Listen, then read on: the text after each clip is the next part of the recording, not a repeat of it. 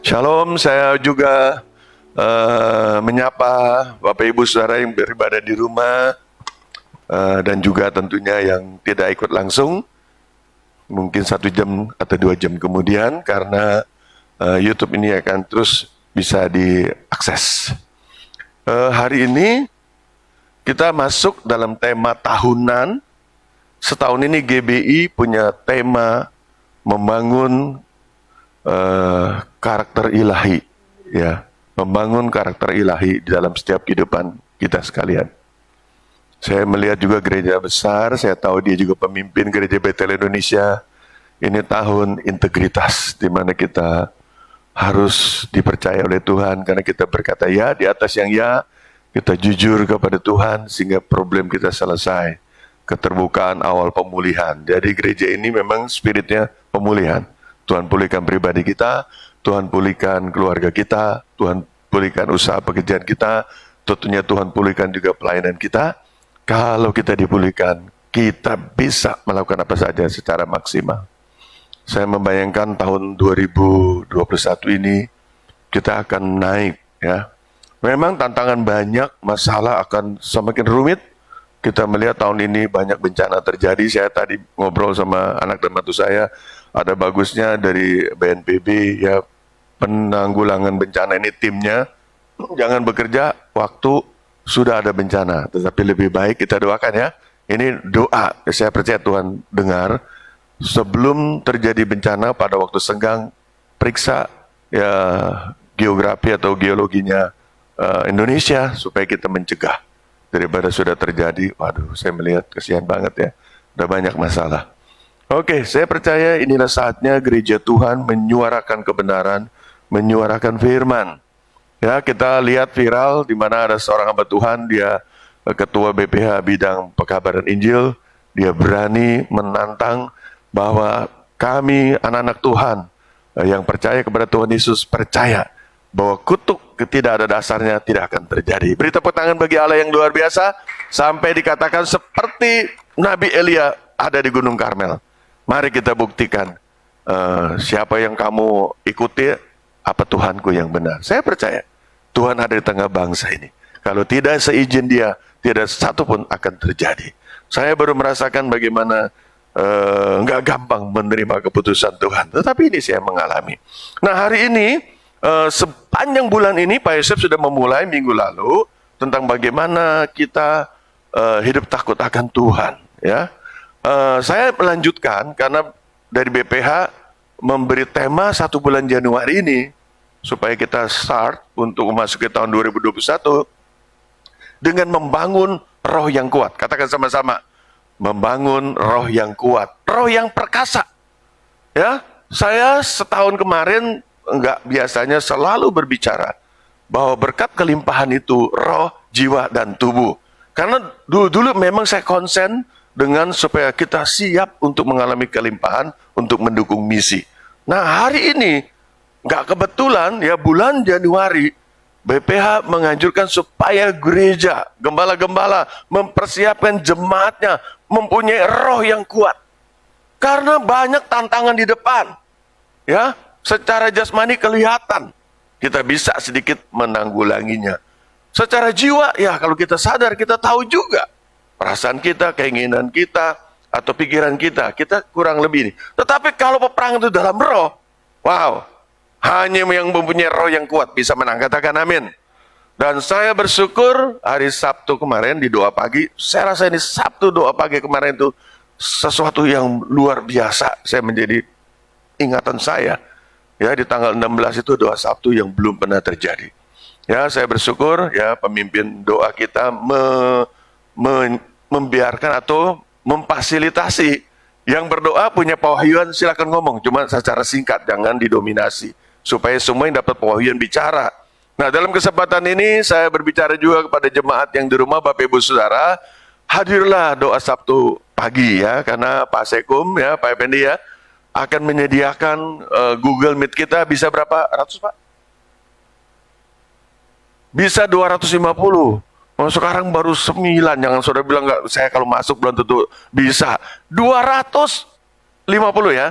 Nah, BPD juga sudah sekarang punya Zoom yang bisa 300. Kemarin saya pakai pertama, ya, memberikan pembekalan kepada calon PDP dan PDM, ya, ada 220 kurang lebih dengan pengurus, kita bisa masuk Zoom sekalian. Dulunya kita punya hanya 100 aksesnya. Nah, hari ini saya melanjutkan bagaimana membangun roh yang perkasa, roh yang kuat. Selain kita hidup dimulai dengan takut akan Tuhan, kita dapat hikmat, menjauhi kejahatan, dan kita dapat pimpinan dari Tuhan. Nah, sekarang kita masuk tema mencintai firman. Ini dari BPH, saya memang edit modifikasi.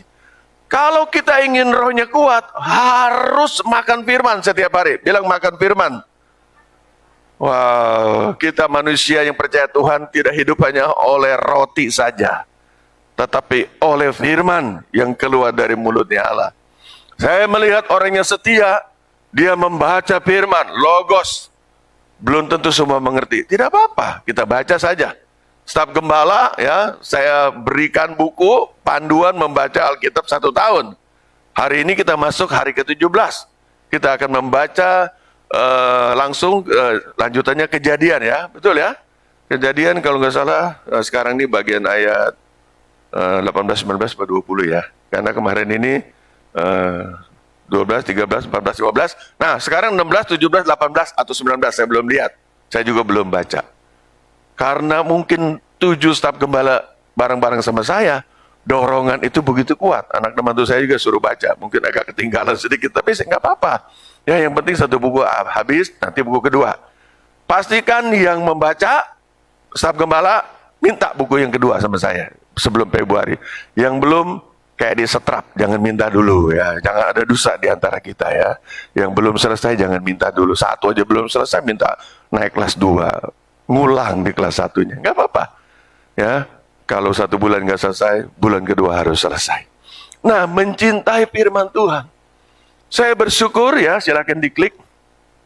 Ternyata mencintai firman Tuhan ini harus kita bawa diri kita mencintai Yesus. Karena Yesus itu firman yang menjadi manusia. Pada awal pertama kali firman bersama dengan Bapa, Yesus sudah ada, perkataan Allah. Kalau kita hanya mencintai firman, ya, kalau saya baca seringkali sekarang udah ada sih Alkitab saya, tapi saya banyak baca ya di Alkitab bahasa Inggris komplit di sini, yang di sini gampang untuk mengakses membuat khotbah. Jadi dua-dua saya pakai. Kalau kita hanya mencintai bayangan kita firman Tuhan, buku kayak nggak nyambung. Kita mencintai benda mati, kira-kira begitu ya. Tetapi kemarin di dalam pelajaran pertama PDP, ya, Ibu Eni ini dapat ya, bagaimana firman ini Allah sendiri.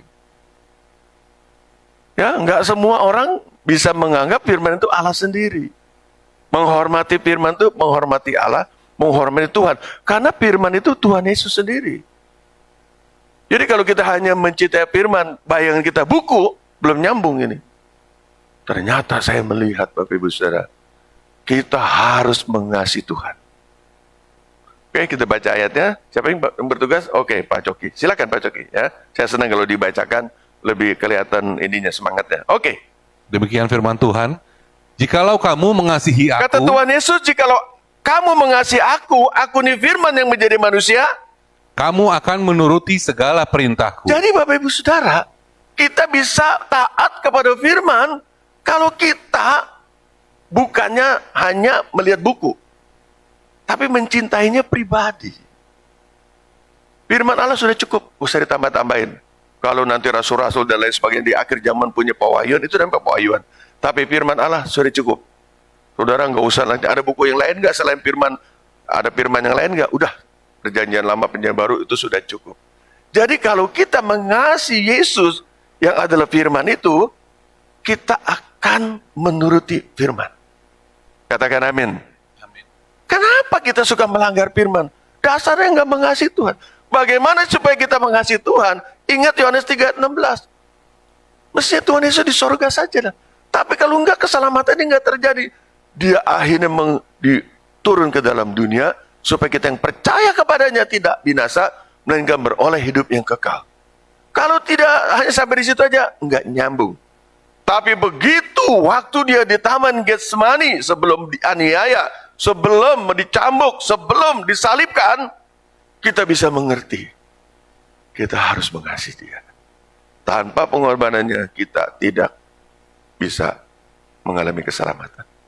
Tuhan Yesus, sisi manusia seutuhnya berkata, ya Bapa, kalau boleh, cawan ini, penderitaan ini, yang dia sudah tahu akan alami, kalau boleh lalukan. Sisi manusia. Tapi dia tidak bisa. Karena dia tahu dia akan mengalaminya. Tetapi kembali Bapak, biarlah kehendak-Mu yang jadi. Poin ini yang membuat saya bisa menerima keputusan. Tuhan mau berbuat apa saja untuk menyelamat kita. Sampai sekarang ini, saya dapat pemahaman ini baru ya. Tuhan Yesus ini sekarang masih mendoakan gerejanya, mendoakan kita. Beri tepuk tangan bagi Allah yang luar biasa. Dan saya dapat pengertian, ini dari hamba Tuhan. Ini belum boleh dideklar kemana-mana. Ini pun saya dapat masuk. Orang-orang yang mati dalam Tuhan, saya katakan itu di Firdaus, di tamannya Tuhan, nggak ada di bangku kayak begini nungguin kapan Tuhan datang, ngantuk-ngantuk gitu. Ngantuk gitu. Wow, dipakai Tuhan. Yang setuju katakan amin. Cuman tidak ada hubungannya bisa kepada keluarganya atau apanya. Tidak ya? Saudara mesti ngerti ya. Ini pengertian kudus. Di mana mereka-mereka itu bersama dengan Tuhan Yesus lakukan apa saja yang seperti Tuhan mau. Jadi orang yang mati dalam Tuhan tidak nganggur dan mereka ada bersama dengan Tuhan melakukan seperti yang Tuhan Yesus lakukan. Beri tepuk tangan lagi bagi Allah yang luar biasa. Oke, kita bisa menurut firman. Ayat 16.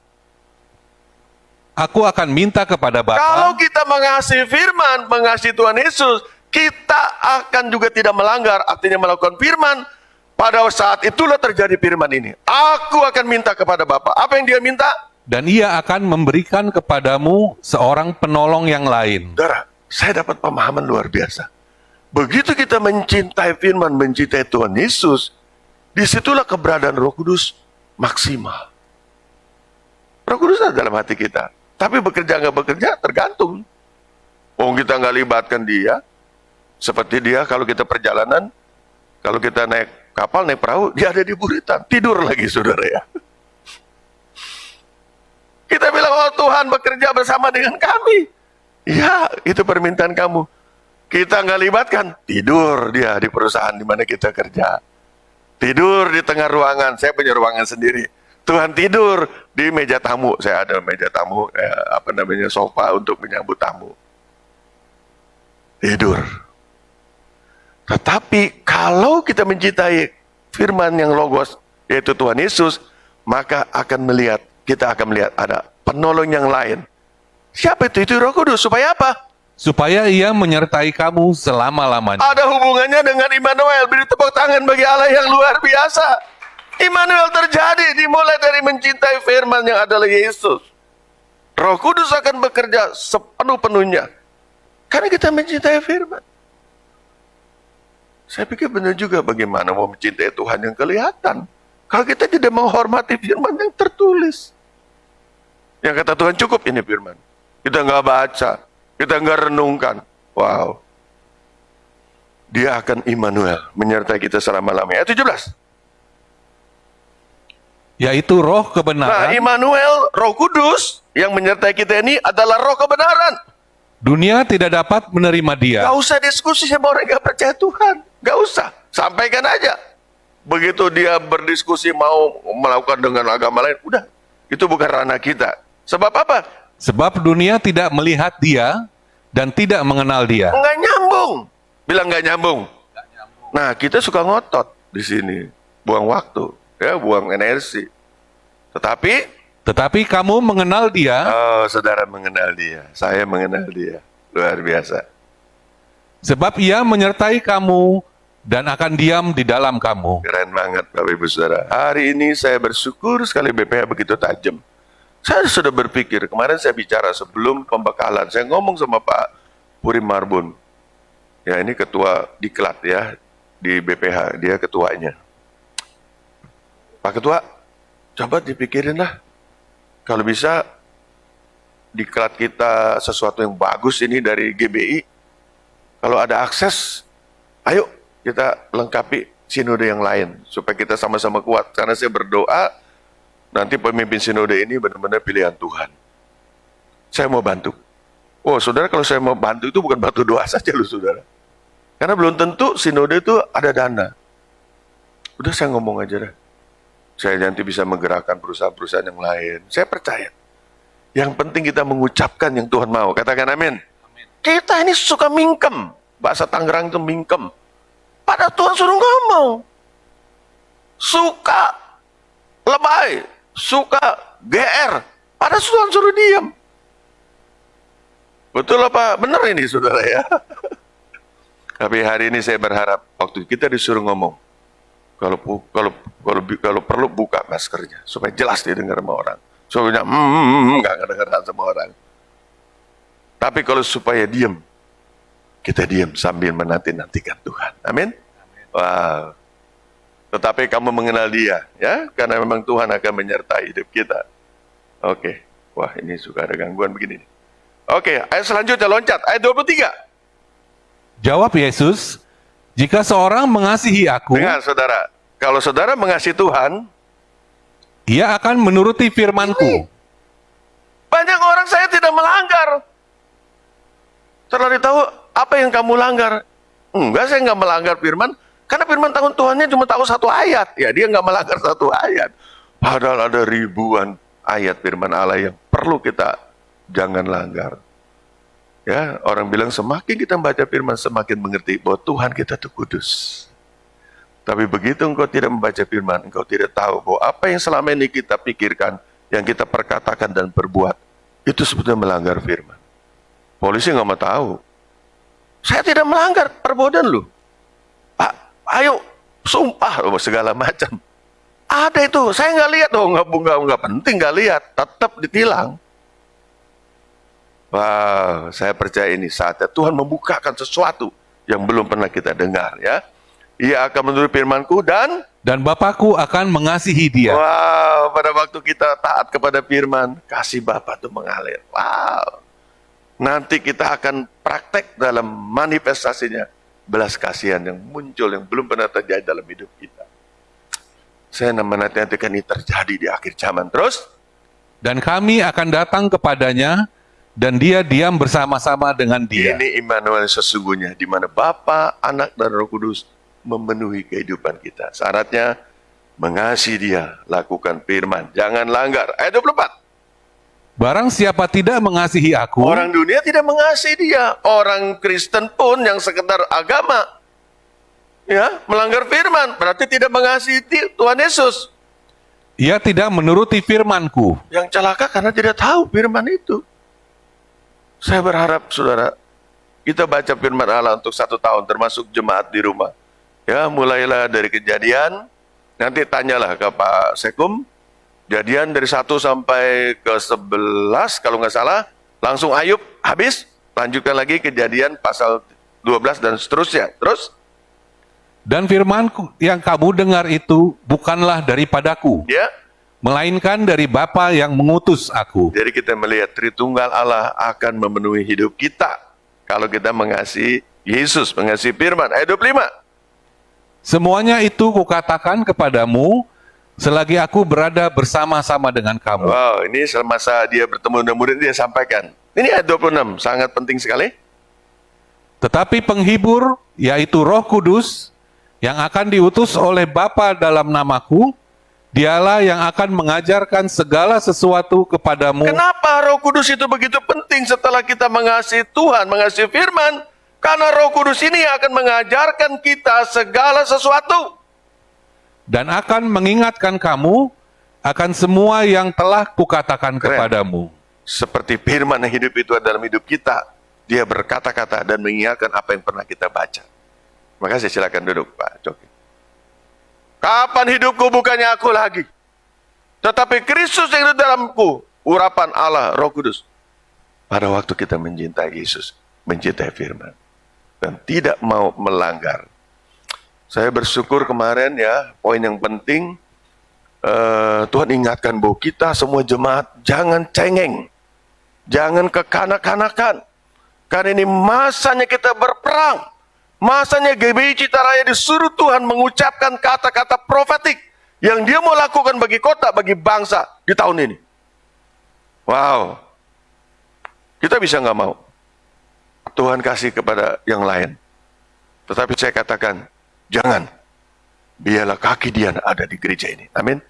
Kepenuhan Allah ada di gereja ini. Saya melihat ke depan ini, orang-orang dipakai Tuhan berbicara di mimbar ini. Bukan orang yang sembarangan.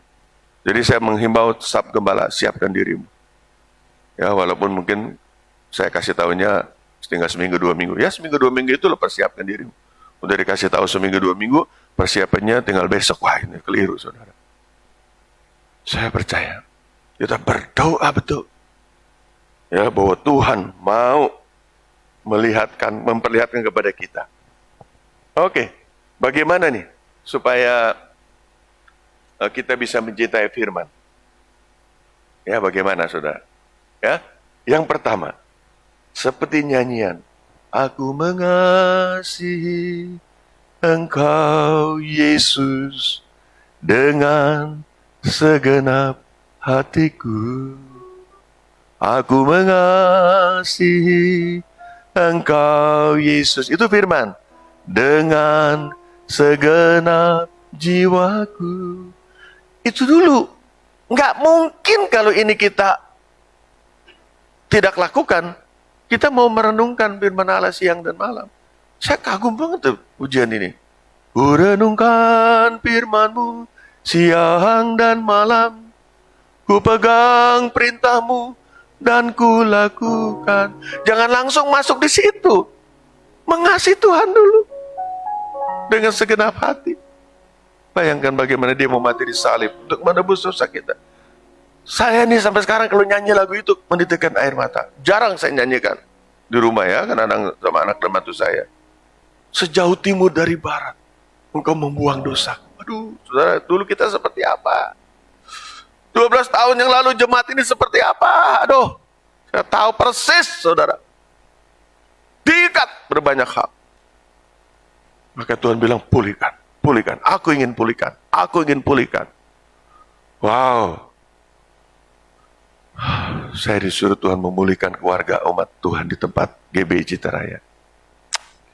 Makanya spirit ini tidak pernah kendor dari hidup saya.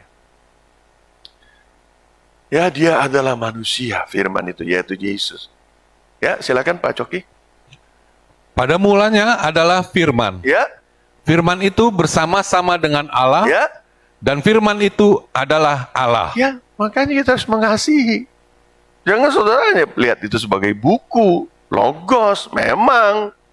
Tapi begitu kita mengasihi, siapakah firman itu? Beda. Beda. Saya melihat sekarang GBI Citaraya akan dipenuhi oleh pewahyuan yang baru. Beri tepuk tangan bagi Allah yang luar biasa. Pokoknya yang mengasihi Tuhan, lihat, ada perubahan. Pewahyuan ini bukan hanya untuk hal yang rohani, tetapi juga untuk pelayanan dan pekerjaan kita, aktivitas hidup kita. Karena buat kita yang berusaha, hari Minggu kita diurapi, ya Pak Coki, ya semualah kita punya usaha.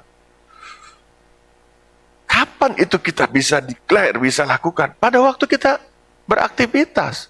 Senin sampai Jumat sampai Sabtu itu kita praktek firman, ya. Dia adalah Allah. Oke, ayat 14. Langsung loncat. Firman itu telah menjadi manusia. Ya, adalah Yesus. Dan diam di antara kita. Setelah dia pergi ke surga, Roh Kudus. Ya, firman itu sekarang Roh Kudus yang ambil alih. Terus? Dan kita telah melihat kemuliaannya, yaitu kemuliaan yang diberikan kepadanya sebagai anak tunggal Bapa, penuh kasih karunia dan kebenaran. Oke, terima kasih. Bapak Ibu Saudara, kalau kita mengasihi Tuhan, kita baca firman-Nya. Pada waktu mempersiapkan firman Allah ini, saya kok terlintas dulu ya.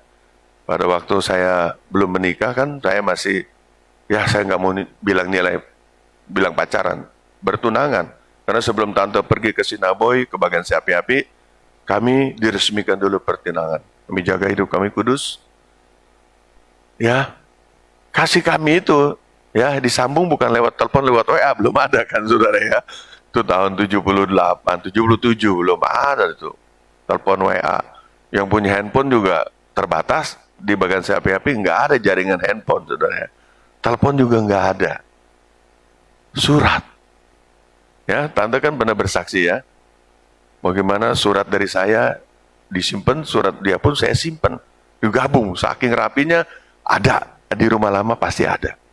Cuman itu pasti saya orangnya nih, kalau yang begitu-gitu bikinnya kayak gatal gitu loh. Kalau meriksa-meriksa barang-barang yang udah lama. Itu ada. Surat itulah. Pada waktu baca surat itu, saya membayangkan tante. Saya percaya dia pun waktu baca surat saya, membayangkan saya, saudara ya. Ya, kami dulu masih kurus-kurus, ganteng-ganteng dan cantik ya. Ya, pastilah ya. Gak seperti sekarang sudah, ya, lurus banget itu, gak ada pinggangnya kata orangnya. Saya bisa membayangkan. Saya ya, di rumah saya kan masih ada foto waktu saya menikah, saya bisa membayangkan. Jadi surat itu yang memberikan saya, ini dalam tanda petik bukannya saya berhalakan ya, nggak ada. Ya, tante pernah kesal sama saya, sudah berbulan-bulan tidak ketemu, datang sama mama Sinaboy, balik ada di Pasaranya di rumah orang tuanya, dia kasih tahu saya udah datang. Oh ya, wah puji Tuhan, saya gembira. Kapan kesini? Sebentar ya, saya habis kebaktian kaum muda baru saya kesana. Oh, tante kecewa itu sebetulnya. Udah lama nggak ketemu kok, datang nungguin kebaktian kaum muda. Karena saya mengutamakan Tuhan. Ya, sampai sekarang ini pun nilai-nilai itu ada. Ya, untuk kesempatan ini saya dikuatkan oleh Pak Effendi ini. Ya, jadi hari ini setuju ya, tambah 5 menit ya. Karena Pak Effendi ambil sesi saya. Tolong sesi saya di stop dulu ya, karena Pak Effendi ini, kalau Pak Effendi 1 jam ya artinya nambah 1 jam nih. Tapi 5 menit ya Pak Effendi ya. Di stop dulu nih. Ini di stop udah. Ini waktu saya Pak, tinggal 13 menit ya. Pak Effendi kalau 1 jam artinya masih 1 jam lagi kita ibadah. Silakan Pak Effendi ya. Ini menguatkan saya di tengah saya gak gampang menerima keputusan Tuhan. Ya, silakan Pak. Ya. Shalom Bapak Ibu Saudara. Di tengahnya. Oh ya. Ya, jadi memang luar biasa ya. Saya percaya Bapak Ibu Saudara memiliki kesan yang sama ya. Kalau kita mengingat-ingat tentang Ibu Gembala kita ya. Kesan yang sangat mendalam bagi saya ya. Waktu sebelum pandemi ya, itu Ibu Gembala selalu memperhatikan udah selesai ibadah ya. Kita kan berurutan ya keluar ya. Kebetulan saya agak ke belakang ya, istri saya Ana dia agak depan gitu ya. Terus dia jalan, pas nyampe di salaman ke Bapak Gembala, Ibu Gembala bilang begini, Fendi mana? Oh di belakang. Oh enggak, harus sama-sama, begitu, ya. Jadi ya ceritalah si istri saya, oh begitu ya, oh ya udah, oke. Kemudian ada pertemuan lagi, ada Ibu Gembala lagi, saya lupa, begitu ya. Ternyata waktu itu saya duluan, Ana agak belakang. Jadi diingatkan lagi sama Ibu Gembala, ya, Ana harus sama Fendi dekat gitu ya, maksudnya begitu. Oh iya ya. Kemudian ya saya coba perbaiki, saya lupa lagi, gitu ya. Lupa lagi, Ana di depan, gitu ya. Ana di depan, tapi saya tahu itu posisinya saya tahu, cuman memang Ana di depan, kita udah bareng nih. Saya pengen tahu ini si Ibu Gembala ada komen apa nggak ini kan gitu. Ternyata teliti sekali Ibu Gembala, ya teliti sekali. Jadi, Ana nggak boleh di depan, Ana di belakang. Oh iya, ya. Jadi Ibu Gembala itu luar biasa ya. Jadi di situ saya merenung. Oh, Ibu Gembala konsen banget ya dengan posisi ini ya. Ternyata saya melihat Ibu Gembala ini ya menghidupi nilai-nilai firman Tuhan. Ya. Kenapa? Di situ ada filosofi yang dalam sekali. Artinya kalau begitu saya depan, itu artinya saya adalah seorang pemimpin, seorang yang harus bertanggung jawab di dalam keluarga. Ya. Dan tentu kalau Ibu Gembala menasihati saya dengan begitu luar biasa ya, ketat begitu, tentu Ibu Gembala sudah menghidupi itu, ya kan? Dan saya merasakan bahwa Ibu Gembala, dia pasti merasakan juga bahwa Bapak Gembala kita adalah seorang pemimpin keluarga yang bertanggung jawab. Oleh sebab itu dia mencoba mengimpartasikan kepada saya. Dan di situ saya melihat ada nilai-nilai yang Ibu Gembala ajarkan kepada saya, yaitu nilai tentang ketepatan, Bapak Ibu Saudara. Ya, ketepatan. Jadi ya kepergian Ibu Gembala ini itu sangat ya kita merasa kehilangan lah ya. Pelayan-pelayan Tuhan semua ya pada saat kita mendoakan ya dikasih pesan yang sama. Ibu Mega, Cimeni, Ibu Leni ya. Dan memang mereka sudah mendapat pesan duluan, saya agak belakangan gitu ya. Nah, jadi memang dilema pada saat kita menerima pesan yang memang itu nggak gampang untuk disampaikan. Ya. Nah, oleh sebab itu pada saat sudah digenapi ya baru kan Cimeni, Bu Mega ya, Bu Leni baru berani menyampaikan. Begitu juga saya ya. Waktu Bapak Gembala telepon ada pesan buat Bapak Gembala ya. Bapak Gembala bilang harus sampaikan gitu ya. Ya disitulah saya tergerak untuk menyampaikan. Saya juga dapat pesan yang sama sebenarnya. Pada saat itu waktu doa ya, Bu ya. Doa yang waktu Ibu Gembala lagi kritis ya, kita doa bareng waktu itu. Kalau nggak salah jam 12 ya, Bu ya. Nah, disitulah saya dapat pesan Tuhan ya bahwa Ibu Gembala akan sembuh sebentar, namun dia akan kupanggil. Jadi ya memang kalau begitu kita dapat pesan begini kan kita nggak mudah untuk langsung menyampaikan. Ya kita simpan dulu gitu ya. Dan saya tidak menyangka secepat itu ya. Jadi pada saat setelah kalau nggak salah sore ya Bapak Gembala ya, itu kita dapat kabar yang baik ya, Ibu Gembala sudah stabil kondisinya. Aduh puji Tuhan saya bilang gitu kan. Kalau bisa memang sembuhlah lebih lama lagi, sembuh total gitu ya. Itu harapan kita. Tetapi ya memang Tuhan berkehendak lain ya. Subuhnya ya baru kita semua dapat berita itu. Itulah yang hari-hari ini saya melihat bahwa Tuhan itu rindu Bapak Ibu Saudara bicara setiap kepada anak-anaknya.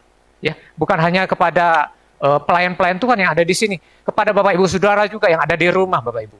Ya. Untuk itu tema firman Tuhan pada hari ini ya, tidak secara kebetulan ya.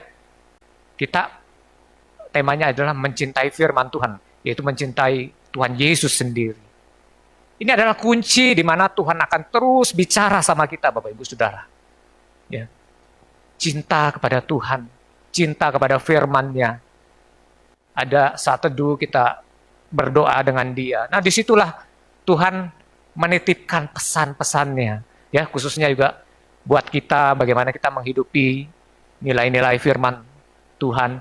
Dan ketika kita setia, Bapak Ibu Saudara ya, setia menghidupi firman Tuhan itu, pastilah ya Tuhan juga pakai kita ya untuk menitipkan pesan kepada saudara-saudara seiman kita. Ya, khususnya untuk mereka imannya lebih naik lagi, ya kan? Mereka membangun kerohaniannya lebih lagi. Nah, oleh sebab itu Bapak Ibu Saudara, ya, saya ajak Bapak Ibu Saudara untuk terus ya mencintai firman Tuhan, mencintai Yesus. Inilah kunci di mana ya Tuhan akan terus ya membawa kita kepada pewahyuan, pada pesan-pesan Tuhan, dan inilah kuncinya di mana kita juga akan memiliki ketepatan dalam melakukan kehendak Bapa di surga. Di firman Tuhan juga dikatakan, pada saat Tuhan Yesus mengatakan, menurut kamu siapakah aku ini? Ya kan? Petrus bilang bahwa Tuhan Yesus adalah Mesias anak Allah. Ya, jadi di situ ada konfirmasi dari Tuhan Yesus bahwa tepat sekali. Ya, artinya itu bukan Petrus sendiri yang ngomong, tapi ya Bapa di surga yang memberikan. Tetapi nggak lama waktu itu, ya Tuhan Yesus memberitakan tentang kematiannya, ya, di Yerusalem. Jadi dia harus pergi ke Yerusalem. Nah, di situ Petrus mencoba untuk menghalangi Tuhan Yesus, ya kan? Mencoba menghalangi Tuhan Yesus dengan nama Allah pula. Dia mengatakan, demi nama Allah, sekali-sekali itu tidak akan menimpa engkau. Di situ, ya, Tuhan marah pada Petrus. Artinya apa? Nggak tepat. Jadi Tuhan juga concern dengan ketepatan ternyata. Nah, oleh sebab itu, ya, saya juga pada saat terima pesan ini, ya, saya juga harus menghidupi, ya, saya harus tepat dalam menyampaikan pesan ini kepada Bapak Gembala. Dan saya juga menghidupi, ya, nilai-nilai yang Bapak Gembala ajarkan kepada saya, pada kita semua, yaitu tentang konfirmasi. Amin, Bapak Ibu Saudara, ya. Konfirmasi ini penting, Bapak Ibu Saudara, ya. Kapan kita menyampaikan, ya, kita harus konfirmasi sama Tuhan supaya tepat, gitu ya. Dan Tuhan itu sangat concern sekali, sangat sangat memperhatikan sekali tentang ketepatan ini. Ya, saya rasa itu saja, ya. Kiranya kesaksian ini boleh memberkati Bapak Ibu Saudara. Saya serahkan kembali kepada Bapak Gembala. Oke, beri tepuk tangan bagi Allah yang luar biasa. Saya rasa yang disampaikan oleh Pak Effendi ini bukan rencana manusia, ya. Kenapa saya kasih kesempatan untuk memperkaya? Ya, Bu Gembala sudah mendahului kita, tapi nilai-nilai itu jangan sampai hilang. Saya juga minta anak saya, mantu saya, belajar dari mama yang sudah banyak meninggalkan hal-hal yang baik. Oke, jadi yang pertama, cintai firman. Doain saya agar tetap mencintai Ibu Gembala, ya, tidak ya mengingkari kasihnya juga kepada saya. Ya, sampai kita semua nanti bertemu dengan dia bersama-sama dengan Bapa di sorga, bertemu, ya. Oke, yang kedua, bagaimana kita bisa mencintai firman? Kita harus merenungkan apa yang memang firman itu kerjakan. Kita rindu. Oke, di klik. Ya, oke. Rindu dibersihkan.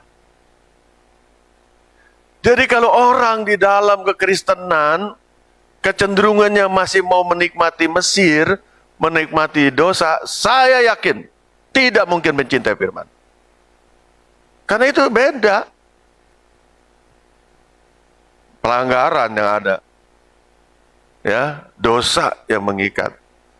Biarlah lewat firman Tuhan yang kita terima hari ini, kita mempunyai kerinduan yang firman kerjakan dalam hidup kita. Semakin kita dibersihkan, semakin mengasihi dia.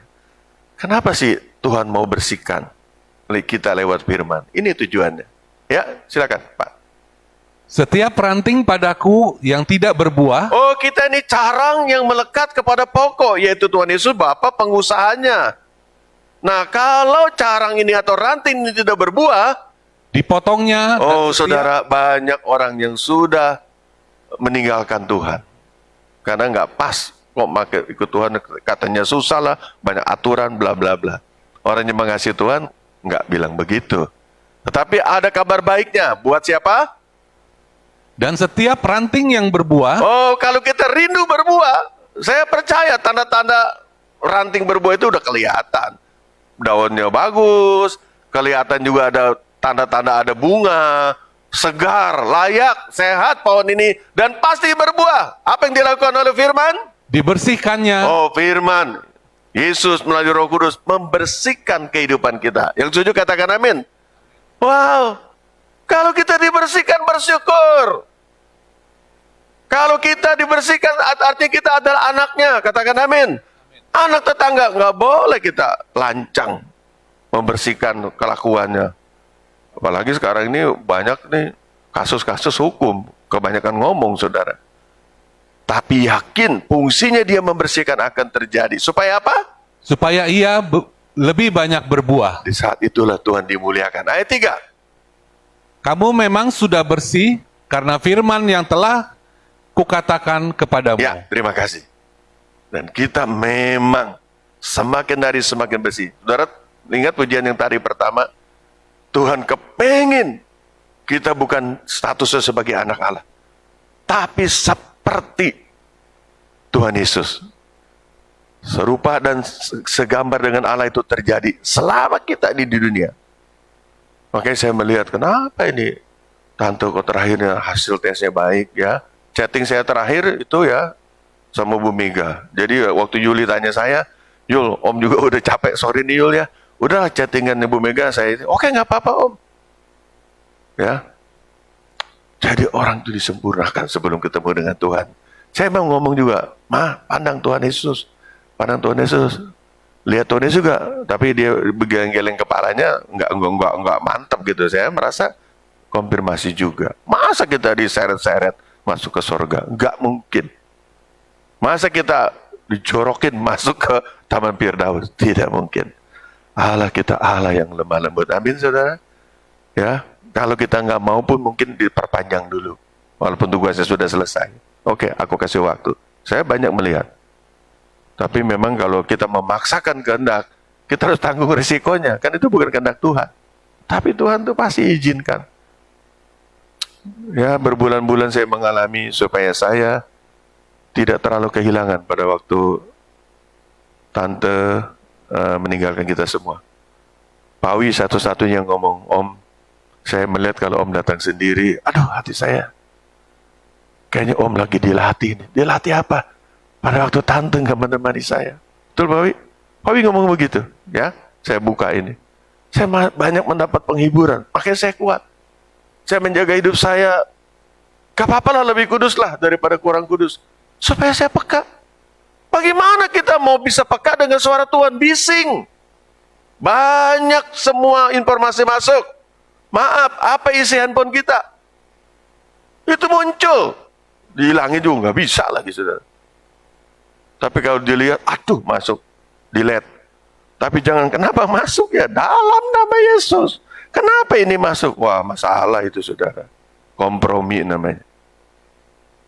Hari ini hari kita diingatkan siap menjadi prajurit Kristus untuk berperang supaya semakin banyak orang diselamatkan melalui hidup kita. Wow, luar biasa. Yang terakhir, saudara, kalau engkau ingin mencintai firman, mencintai Yesus, biarlah kita ada tujuan, ada keinginan hidup kita mau benar. Tadi pujian mengatakan kita akan berjalan dari kemuliaan kepada kemuliaan, kemuliaan demi kemuliaan. Karena Tuhan itu tujuannya. Orang yang dipanggilnya itu dikasih tahu engkau dipilih. Banyak yang dipanggil, ada sedikit yang dipilih. Engkau ini dipanggil dan dipilih. Karena engkau dipilih, engkau disiapkan. Engkau dibersihkan. Supaya engkau layak terima kemuliaan. Katakan amin. Wow, kemuliaan itu bukan label. Kita dikasih, oh ini masuk ke gereja, tulis, tempel, engkau terima kemuliaan. No. Kehidupan kita, orang pun berkata, bahwa kita layak terima kemuliaan. Kesaksian berkata, mungkin mimpi-mimpi yang benar dari Tuhan pun membuktikan, bahwa memang kita layak terima kemuliaan. Dibenarkan. Dibenarkan dulu ya. Dilepaskan dari tuduhan, intimidasi, dan lain sebagainya. Supaya kita layak terima kemuliaan. Sampai sempurna. Wow, sampai sempurna. Makanya filosofi gereja ini impartasi saya.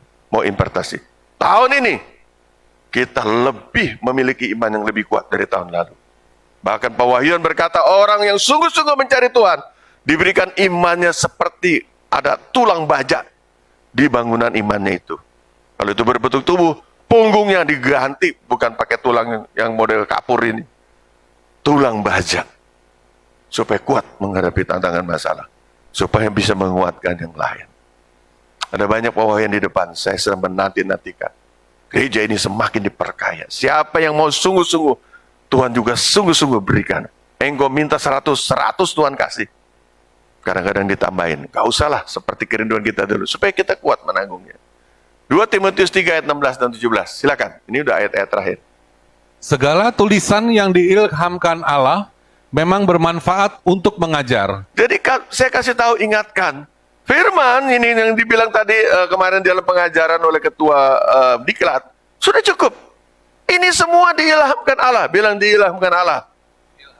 Memang ditulis oleh manusia, kurang lebih 40 orang lebih yang nulis. Masa waktunya berbeda waktu dia tulis. Tapi nyambung. Kenapa? Semua itu ilham Allah. Bukan karangan manusia, bukan berarti dia naik ke gunung tapak, dapat wangsit gitu. Bukan. Tuhan kasih tahu, Roh Kudus kasih tahu, ditulis. Apa tulisan itu gunanya untuk apa? Untuk mengajar, Oh, firman ini untuk mengajar.